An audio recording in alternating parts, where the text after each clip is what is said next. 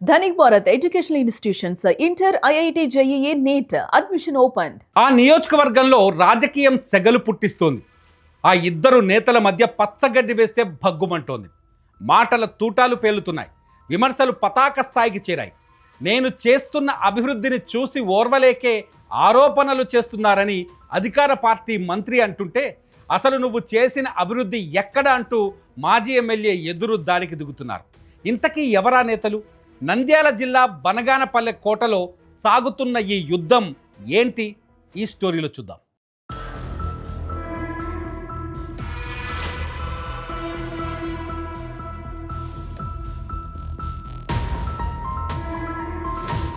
నంద్యాల జిల్లా బనగానపల్లె నియోజకవర్గంలో political heat మునుపెన్నడూ లేనంతగా పెరిగింది.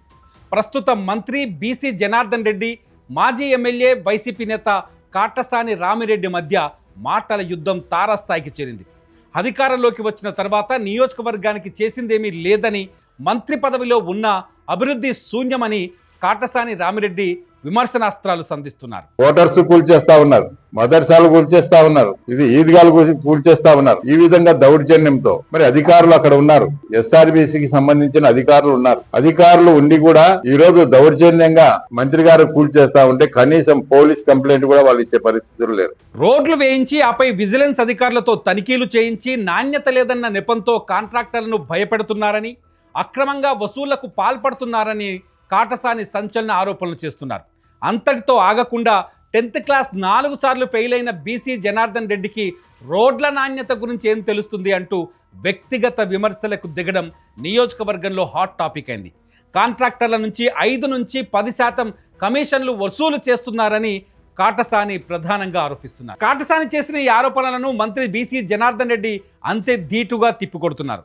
రాష్ట్రంలో అవినీతి లేని పాలన అందించాలన్న లక్ష్యంతో ముఖ్యమంత్రి చంద్రబాబు నాయుడు తనకు R&B శాఖను అప్పగించారని ఆయన గుర్తు చేశారు. కమిషన్లు తీసుకునే సంస్కృతి నీది, నాది కాదు అంటూ మంత్రి ఎదురుదాడి చేస్తున్నారు.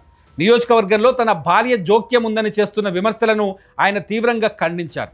రాజకీయాల్లో మహిళలను లాగే సంస్కృతి మీది, నియోజకవర్గంలో జరుగుతున్న అభివృద్ధిని చూసి తట్టుకోలేక రాజకీయ ఉనికిని కాపాడుకోవడానికే నాపై, నా కుటుంబంపై బురద జల్లుతున్నారని మండిపడుతున్నారు బీసీ జనార్దన్ రెడ్డి.